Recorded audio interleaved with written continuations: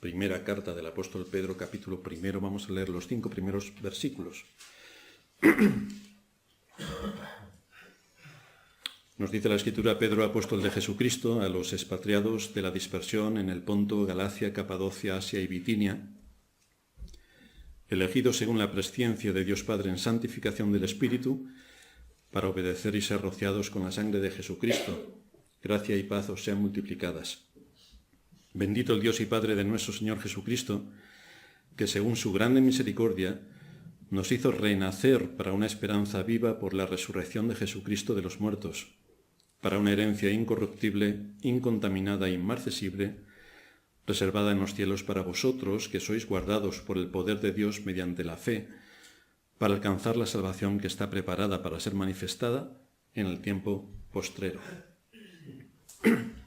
Nos hemos estado introduciendo en esta carta en los primeros 2 sermones, haciendo referencia a los 2 primeros versículos. Hoy nos vamos a centrar en el tercero.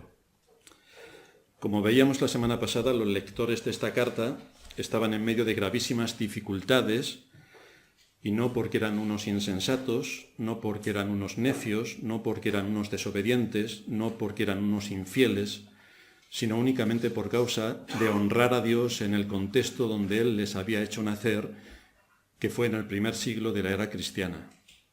Por causa únicamente de su fe, únicamente de defender los distintivos cristianos, únicamente por eso, fueron perseguidos hasta la muerte muchos de ellos. Probablemente, como dijimos, unos meses después de escrita esta carta, Nerón desató la primera de las 10 persecuciones terribles que se llevaron a cabo dentro del Imperio Romano durante los 2 primeros siglos de nuestra era. Y en medio de esa terrible circunstancia, completamente adversa, completamente providencial, en la que sufrían el despojo de sus bienes, el tener que salir huyendo, la muerte propia o de sus familiares, el apóstol Pedro les lleva a mirar todo lo que habían recibido de la mano de Dios. ¿Cómo podrían esperar, en medio de tantas situaciones adversas, que el apóstol, en vez de decirles vamos a sublevarnos contra el poder político, vamos a organizarnos para montar un batallón o un ejército en contra del poder político, vamos a estudiar cuál ha sido la misericordia de Dios para nosotros?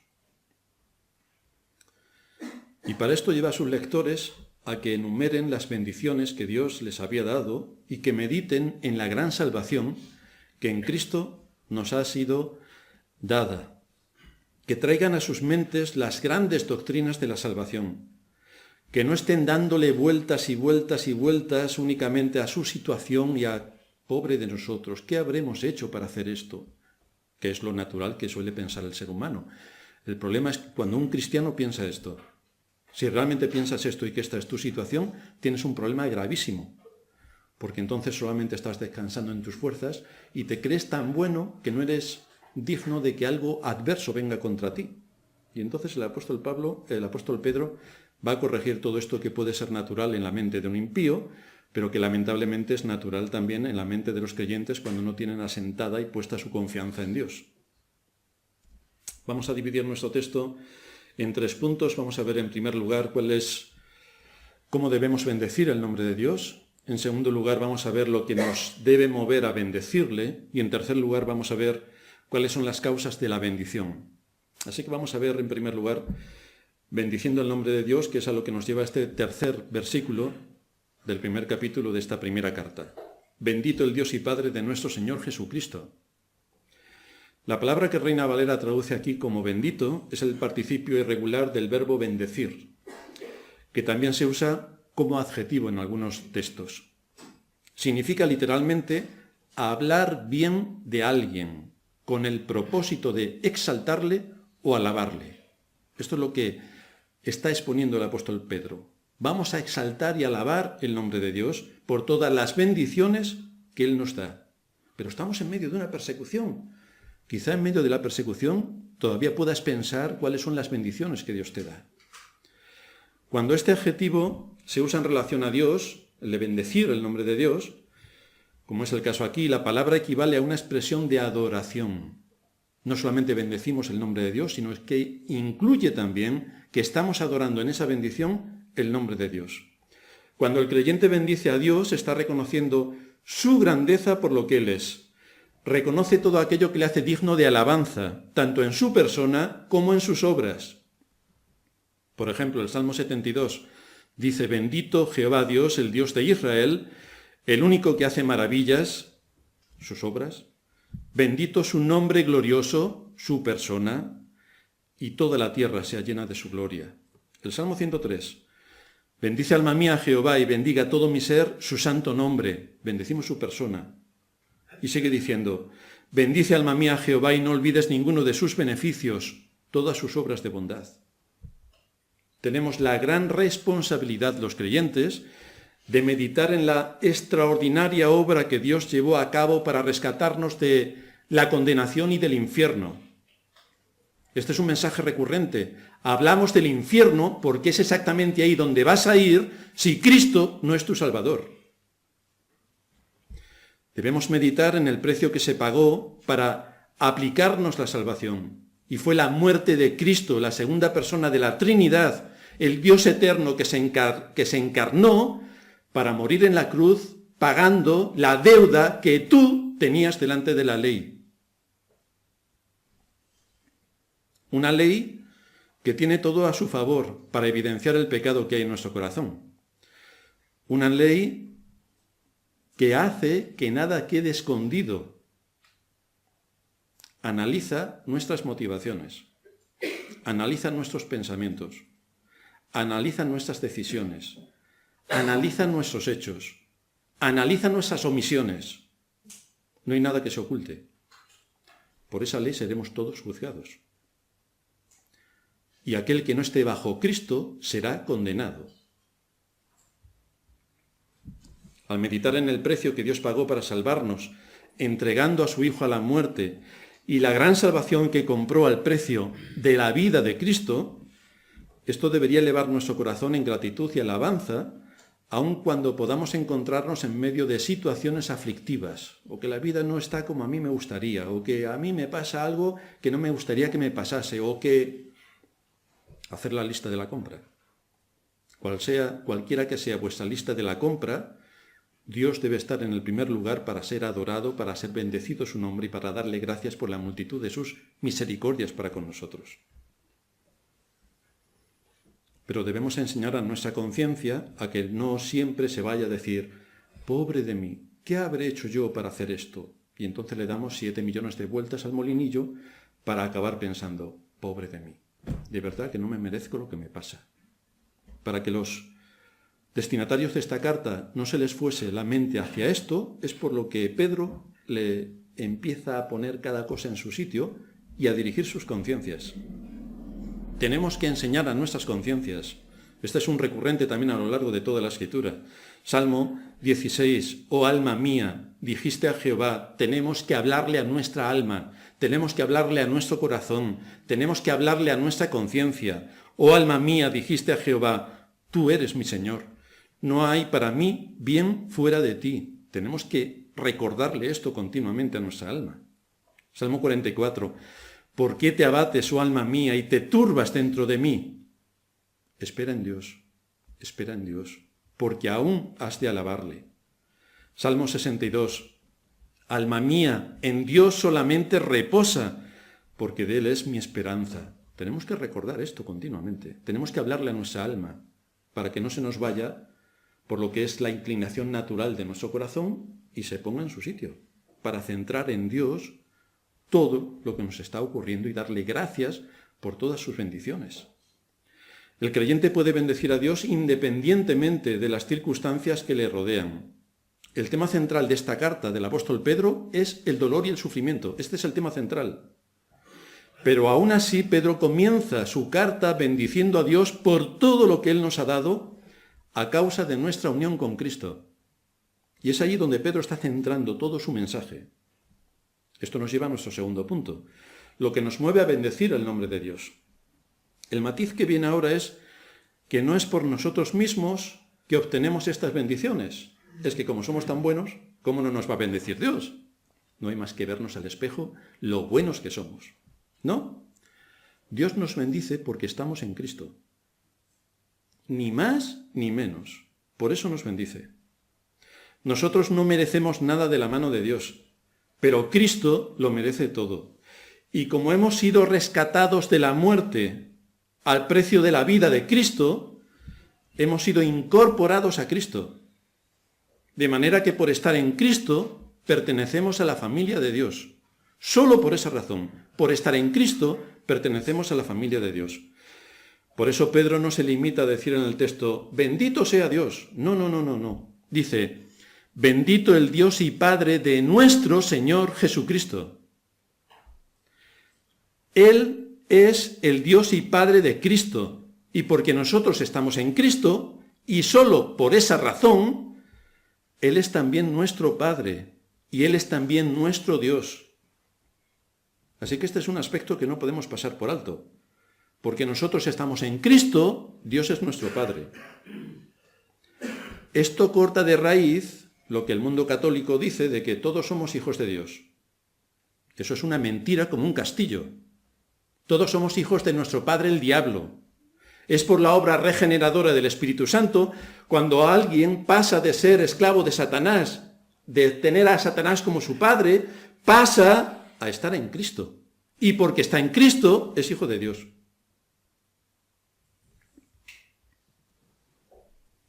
Por ejemplo, cuando Cristo se encuentra con María Magdalena el día de la resurrección, el Señor la envía a los apóstoles con un mensaje.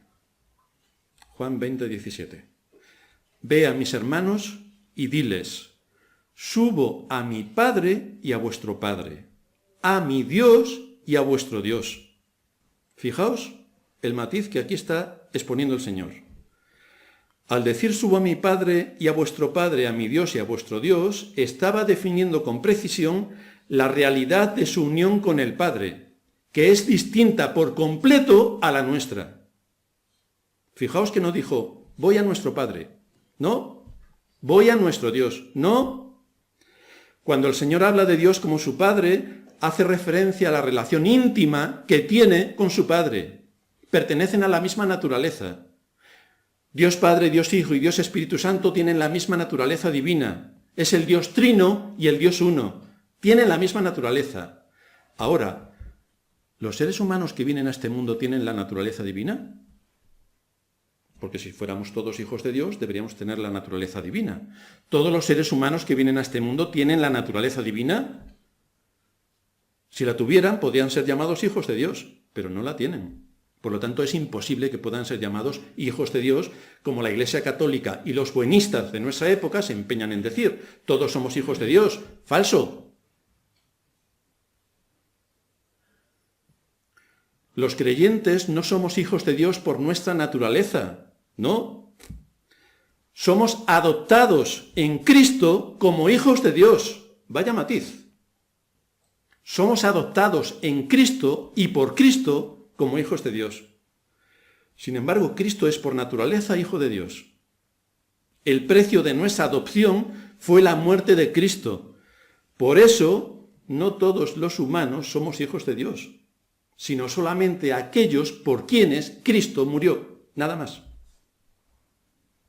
Solo los que tienen a Cristo por la fe y andan según su voluntad, evidenciando la fe que les ha sido dada, son hijos de Dios. Para que nosotros seamos adoptados como hijos de Dios, tiene que haber una disposición de Dios Padre para hacernos sus hijos. Porque al revés no funciona. Vosotros conocéis a alguien que diga, yo he nacido en Etiopía y voy a ser hijo del rey de España. ¿A que eso no funciona? ¿A que eso no es así? Es más bien, si quiere el rey de España, tomará a una persona de Etiopía y la adoptará como hijo. Pero eso depende de la voluntad del rey, no de la voluntad del etíope. Y esto es lo que tenemos en la salvación. Depende de la voluntad de Dios a quién hace Él sus hijos. No depende de los que estamos muertos en nuestros delitos y pecados, que por estar muertos ni siquiera podemos pensar. Depende de Dios, depende de su voluntad y depende de su propósito. Así que Pedro lo que nos está aquí dirigiendo es que vamos a bendecir a Dios y vamos a expresar la alabanza que Él merece a causa de la gran obra de salvación que ha llevado a cabo por medio de Cristo, al rescatarnos de la muerte, de la condenación y del infierno que nuestras propias obras merecen, y llevarnos a la salvación. Por esa razón el apóstol Pedro está diciendo, bendecid el nombre de Dios. Bendito el Dios y Padre de nuestro Señor Jesucristo, que según su grande misericordia, no la nuestra, que no tenemos, según su grande misericordia, ahora viene aquí un dato interesante, nos hizo renacer. Caramba, yo pensaba que yo, y luego yo. No, nos hizo renacer, voz pasiva, pasado. Fue Dios quien lo hizo. Nos hizo renacer. Pedro está escribiendo a los cristianos, no a los paganos, a los cristianos. Y por lo tanto les está exponiendo cuál es el origen de su salvación. ¿Quién es el que llevó a cabo la salvación? ¿Y cómo se llevó a cabo la salvación? Es la voluntad de Dios la que impera.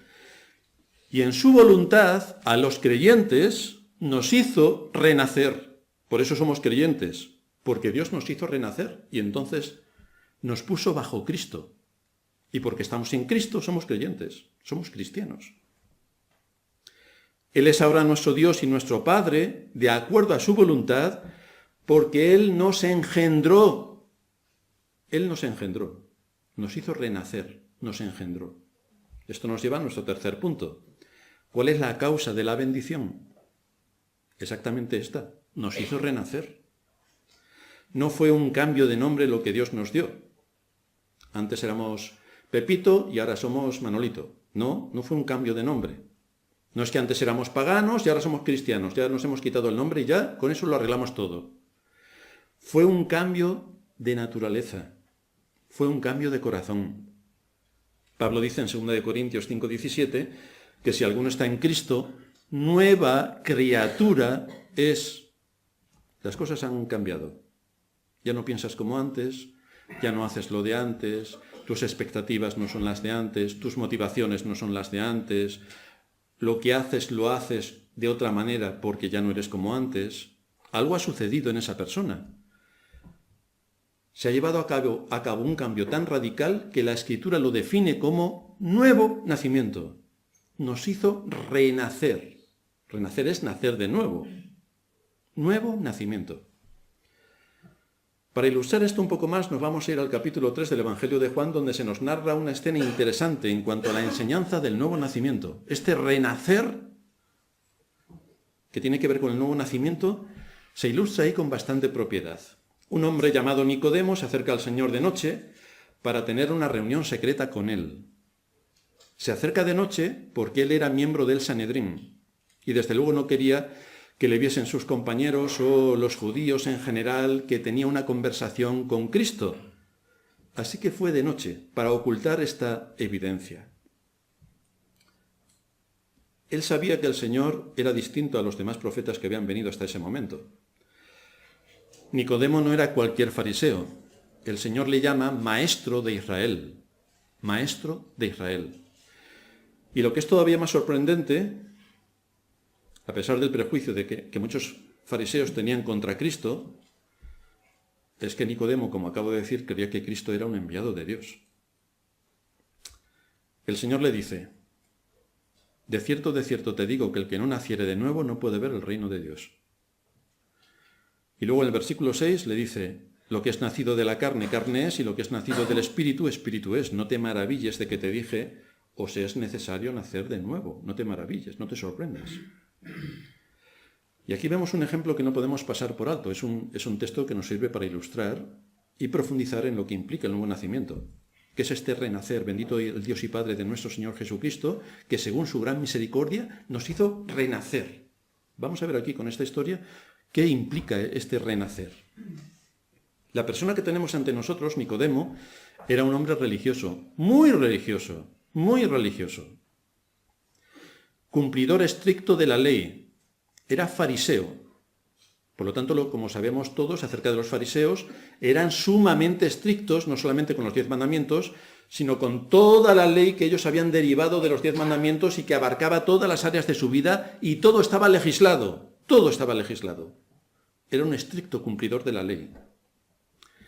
Era conocedor, ya que era maestro de Israel, era conocedor de las Sagradas Escrituras. En aquel tiempo las Sagradas Escrituras que tenían a su disposición era todo el Antiguo Testamento.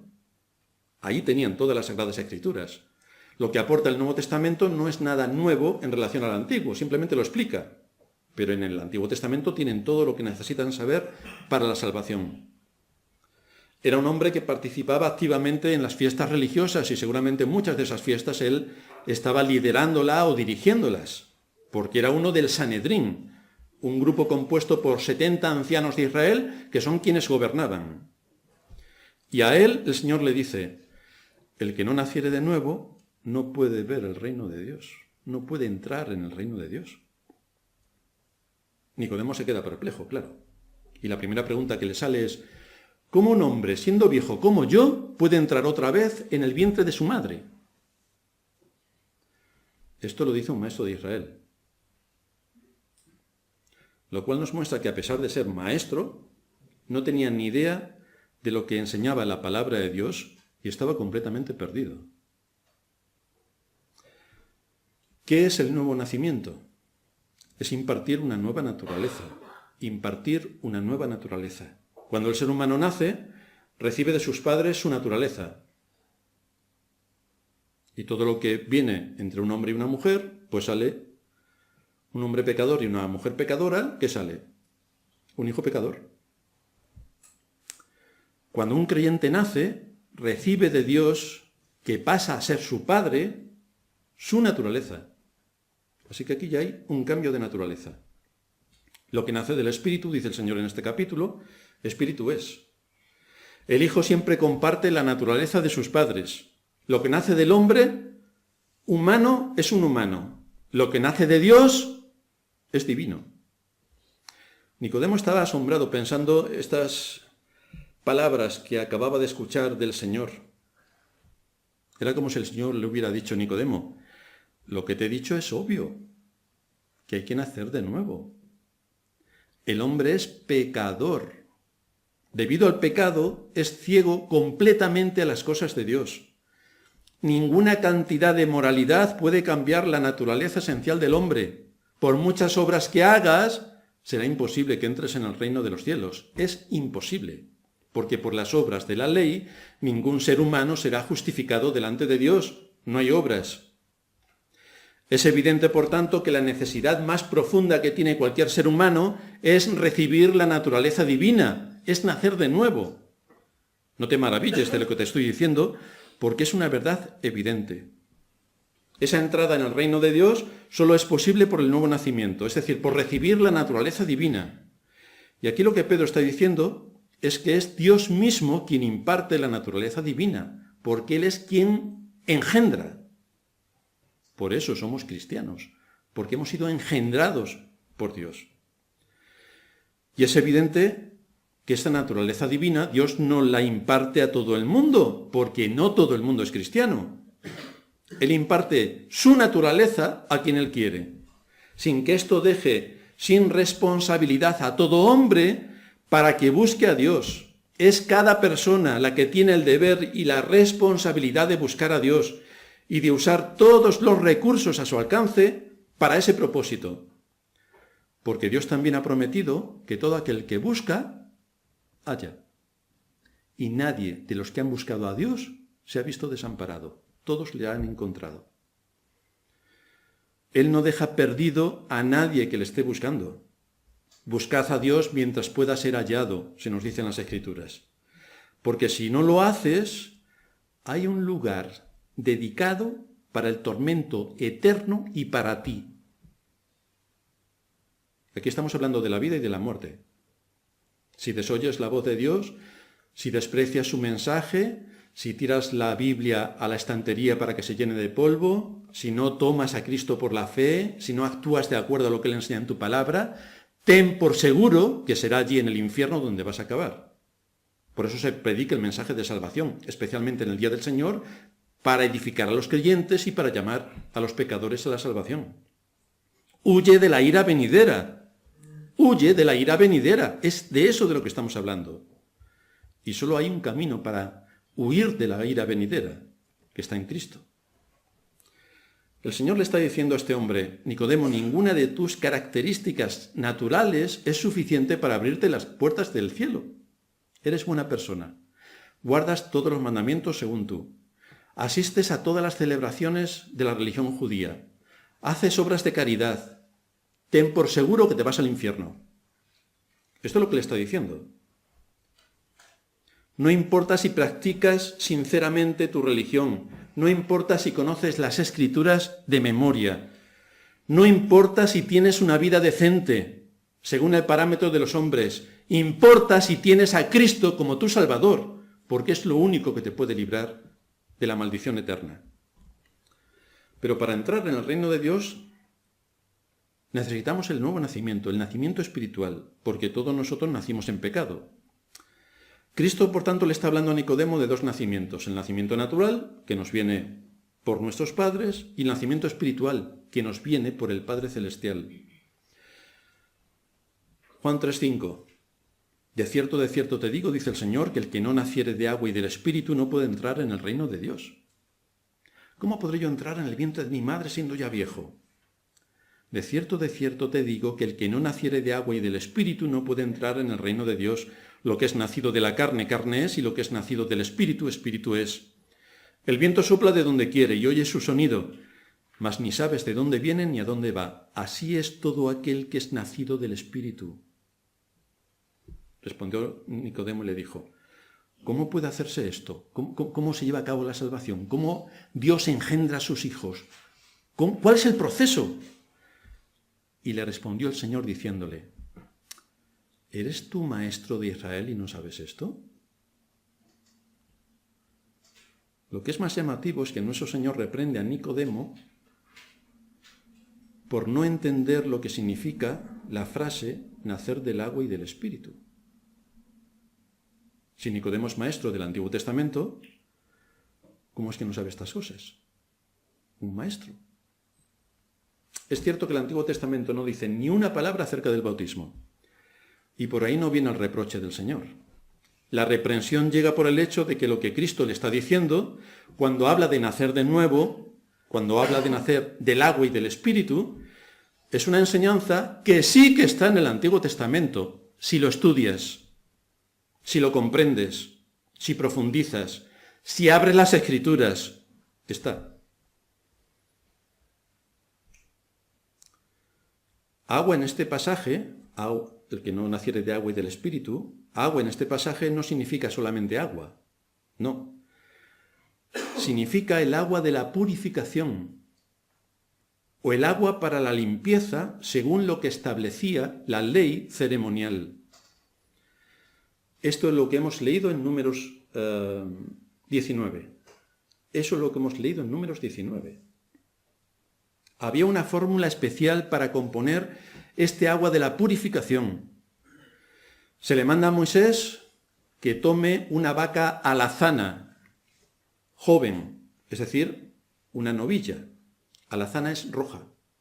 Una novilla roja, no de otro color, roja. Y la tenía que quemar con madera roja de cedro. Y luego echar lana escarlata roja en medio del fuego. Cuando se haya quemado todo eso, debe recoger las cenizas de la novilla y mezclarlas con agua. Ese es el agua de la purificación según el Antiguo Testamento. Era un ritual. Y ese ritual tenía unos condimentos especiales para hacer que ese agua de la purificación cumpliese su propósito. Todo era rojo, para evidenciar la sangre. Todo era rojo. La limpieza se administraba tomando hisopo, se mojaba en esta mezcla y luego se rociaba a la persona que tenía que purificarse ceremonialmente. Este era el procedimiento. Así expresa nuestro Señor con esta figura el elemento purificador de la regeneración. Así, tenía que haber muerte, tenía que quemarse y tenía que ser rociada la persona para recibir el elemento purificador. Nicodemo debería saber esto. pero no lo sabía. Por otra parte, este agua de la purificación, desde luego, todos los elementos que encontramos en las leyes ceremoniales del Antiguo Testamento tienen todo su cumplimiento en Cristo. Todo aquello tenía un sentido que miraba a Cristo. El agua de la purificación es un símbolo de la sangre de Cristo. Por lo tanto, aquellos que eran rociados con esta agua de la purificación, que era roja, es como si fueran rociados con la sangre de Cristo. Cuando los apóstoles empiezan a explicarnos el Antiguo Testamento para abrirnos más aún las Escrituras, nos vamos a Hebreos capítulo 11, versículos 13 y 14, y allí se nos dice: porque si la sangre de los toros y de los machos cabríos, atención, y las cenizas de la becerra rociadas a los inmundos, aquí está el agua de la purificación, santifican para la purificación de la carne, si todos estos símbolos implicaban la purificación, se pregunta el escritor, cuanto más la sangre de Cristo, el cual mediante el Espíritu Eterno se ofreció a sí mismo sin mancha a Dios, limpiará vuestras conciencias de obras muertas para que sirváis al Dios vivo. El propósito del sacrificio de Cristo, limpiar nuestros pecados. Aquí lo tenemos, la explicación de aquel capítulo 19 de Números. De modo que la idea de agua limpia en el Antiguo Testamento, según esta fórmula ceremonial, tipificaba la sangre de Cristo, que se aplica en la regeneración por el Espíritu Santo y que nos muestra toda esta enseñanza en el Nuevo Testamento. Esto produce el elemento purificador de la regeneración, y con esto Nicodemo debería haber estado familiarizado, pero no lo estaba.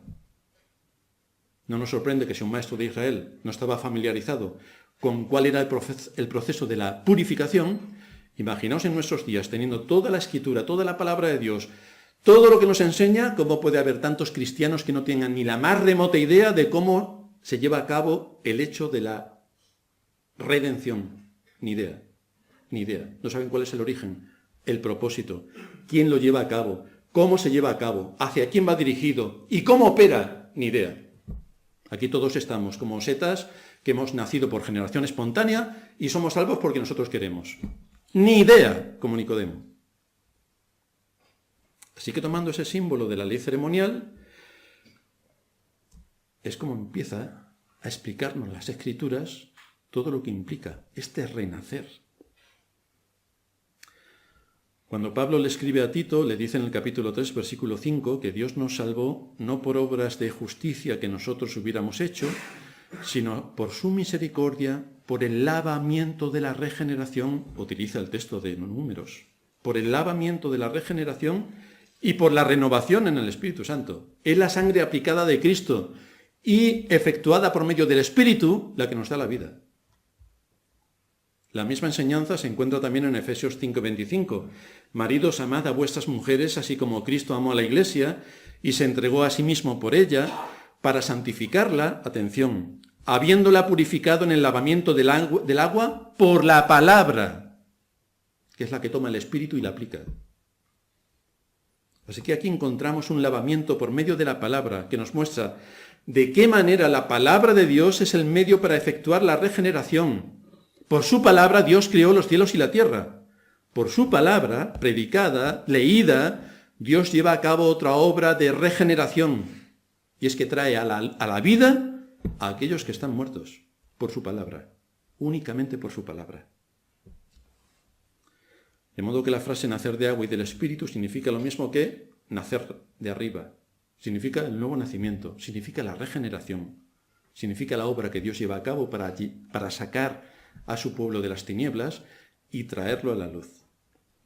¿A qué conclusión podemos llegar con todo esto? Estos hermanos a los que Pedro les escribía estaban en medio de una persecución por odio. Estaban perdiendo sus propiedades, que les eran arrebatadas. Estaban viendo cómo los asuntos iban de mal en peor y iban a ir peor todavía.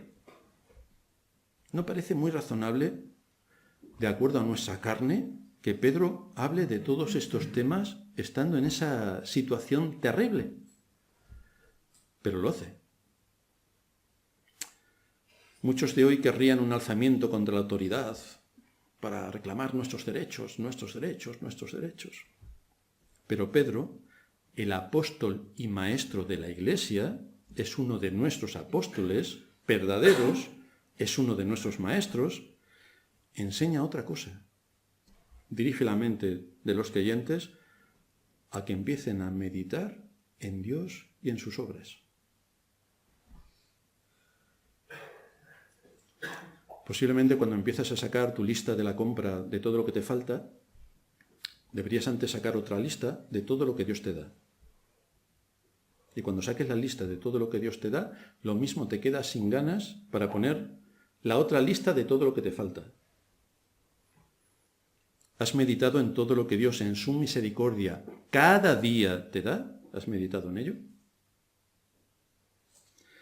¿Has meditado en el precio que tuvo que pagar Cristo para rescatarte de la condenación y del infierno eternos? ¿Has meditado un poco en eso? ¿Has meditado sobre si está en tu corazón la gratitud a Dios por haber entregado a su Hijo, en tu lugar para satisfacer las demandas que la ley tenía contra ti y que el justo muriese por el injusto para hacerte su Hijo? ¿Has meditado un poco en todo esto?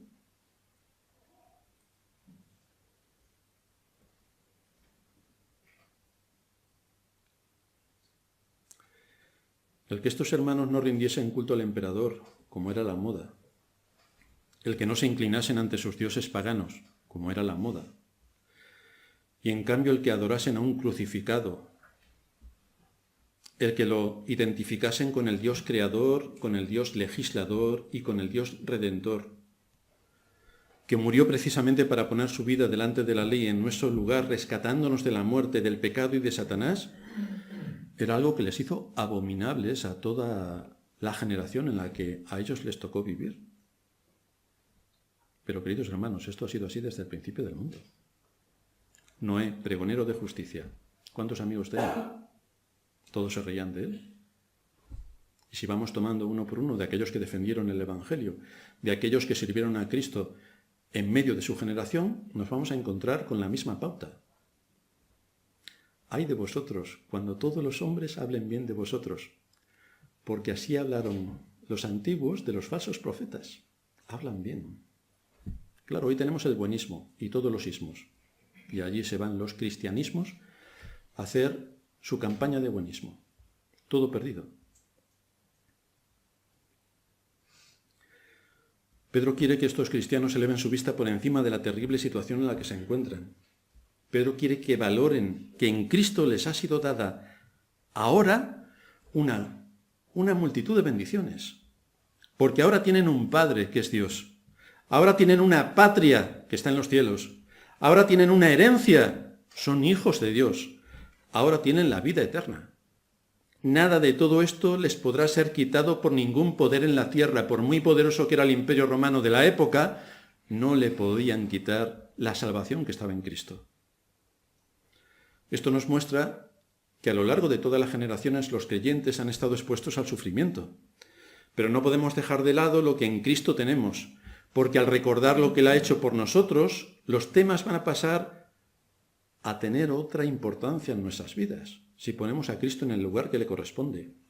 Y el consuelo de Dios será un bálsamo en medio de situaciones aflictivas en las que nos podremos encontrar por ser fieles a Dios y honrar su nombre.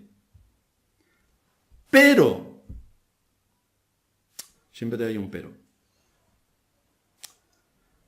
No nos olvidemos de este matiz. No es por ser unos necios que aquellos cristianos fueron perseguidos o tuvieron aflicciones. No fue porque eran unos necios. Tampoco era porque fueron desobedientes. Tampoco fueron perseguidos ni tuvieron aflicciones por ser desobedientes. Tampoco fueron unos infieles y por lo tanto Dios les sometió a un juicio por su infidelidad tampoco. No fueron unos ingratos. No. En Dios vamos a encontrar el consuelo, el aliento y las fuerzas cuando seamos fieles a su palabra, cuando honremos su nombre, cuando cumplamos con nuestro deber como hijos suyos en este mundo. Ahí Dios se presenta como el Dios de toda consolación. Y esto es lo que Pedro trae a estos hermanos. El Dios que nos consuela, el Dios que nos alienta, el Dios que nos cuida cuando estamos en orden con todas aquellas cosas que Él pone delante de nosotros. ¿Por qué te abates, oh alma mía, y te turbas dentro de mí? Espera en Dios. Espera en Dios. Vamos a terminar en oración.